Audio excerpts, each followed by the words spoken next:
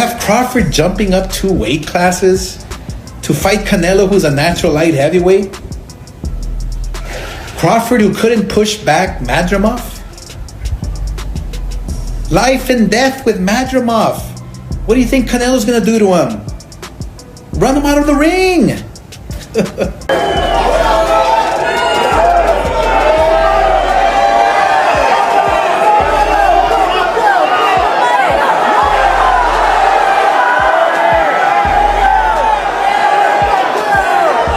Oscar De La Hoya's change of heart has sparked heated debate just months before one of the biggest fights in recent boxing history.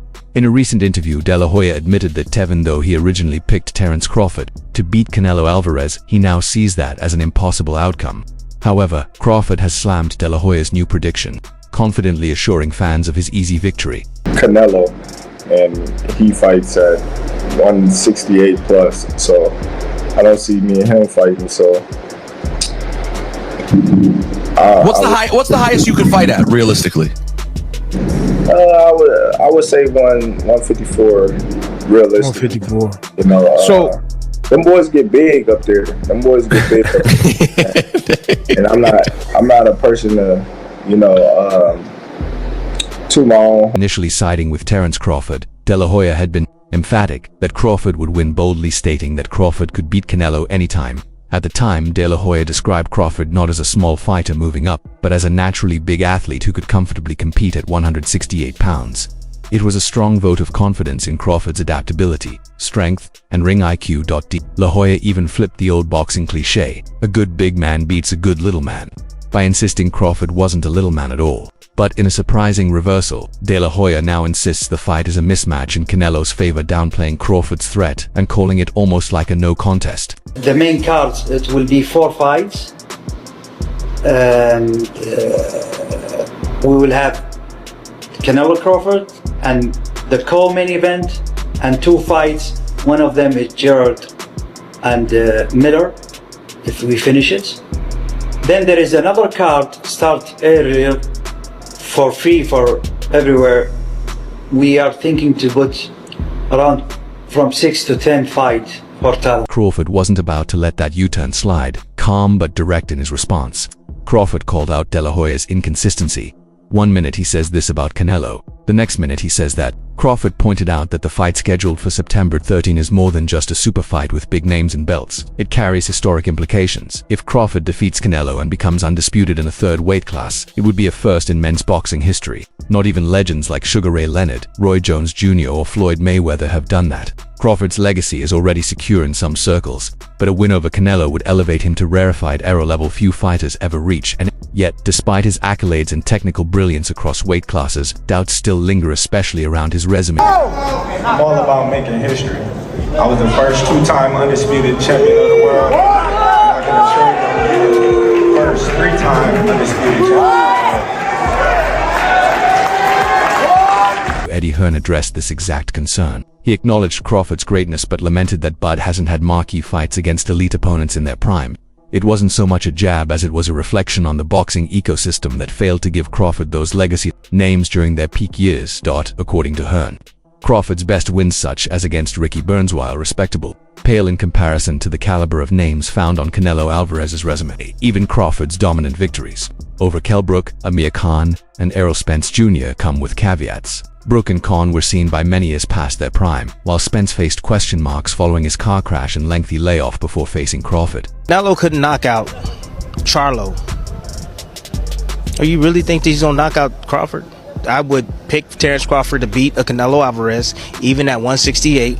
Everybody can call me crazy and whatever you want to say. I get it. Y'all didn't believe me when I told you about Spence, but trust me, Crawford will figure out a way.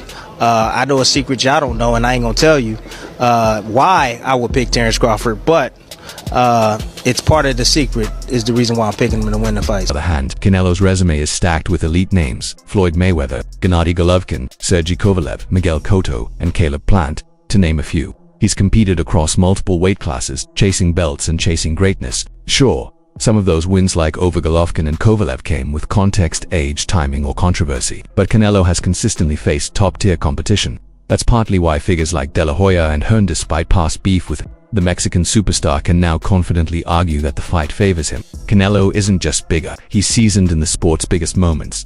I say before, he's a great fighter. But if you look at his career, mention one elite fighter.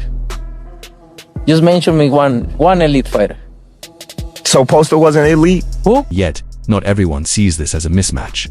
For many fans and analysts, the technical brilliance of Terence Crawford is the great equalizer. Crawford's footwork, ring generalship, ability to switch stances, and uncanny timing make him one of the most dangerous fighters alive. Against Spence, Crawford didn't just win, he dominated, making a world-class fighter look like an amateur at times. His patience, accuracy, and composure are rare. Moving up to super middleweight is no small challenge.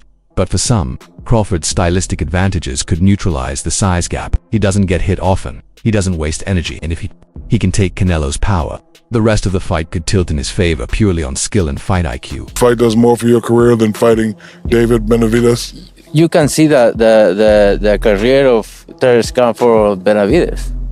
Terence Crawford is undisputed champion in 2 weight classes, many championship fights. So he bring me something to the. De La Hoya's sudden pivot raises eyebrows.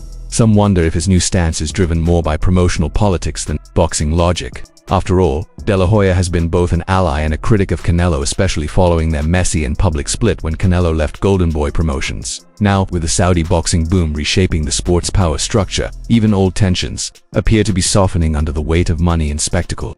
Saudi advisor Turki Al-Ashik has emerged as the sport's new kingmaker, bringing together names across promotional lines to make mega fights happen. Interview Al-Ashik's role in setting up the Canelo vs. Crawford bout is substantial. He reportedly met with Crawford even before the official announcement. Crawford revealed to him that this might be his final fight. That revelation that the undefeated champion is considering retirement adds a deep emotional weight to the event. Crawford didn't demand a rematch clause, and it's still unclear if Canelo's team insisted on one. That kind of finality shows Crawford is treating this like a legacy-defining moment, one that could either cap his career with glory or end in heartbreak.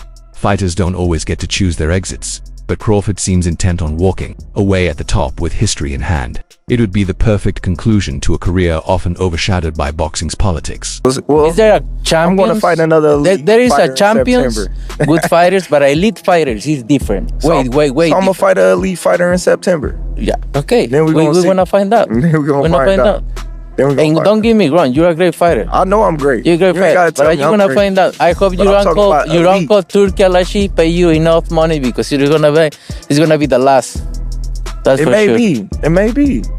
Maybe. I hope he pay you enough. But you know, after fighters fight me, they ain't never the same. The fight also comes with a financial twist that could impact the intensity inside the ring. According to Al-Ashik, there will be knockout bonuses at stake, not just in this fight, but in others moving forward. It's an idea borrowed from MMA and gaming culture, now being applied to elite boxing. The timing is no coincidence, especially after Canelo's uneventful win over William Skull, which many viewed as dull and uninspiring.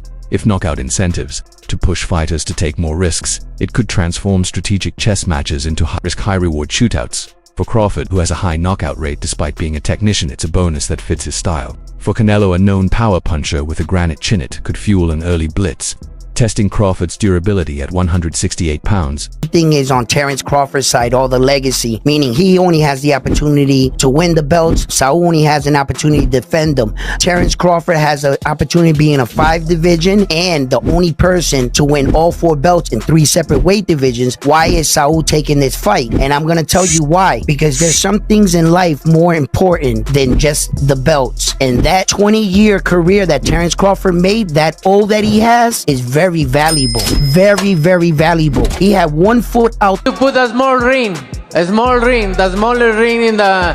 The only, hey Matt. Yeah. The only running that I'm gonna be doing is running upside his head, and I can assure you that. Facts. And he got a big head too. Interview. This fight isn't just about who's fought at higher weights longer. It's about who can solve the puzzle that is Terence Crawford.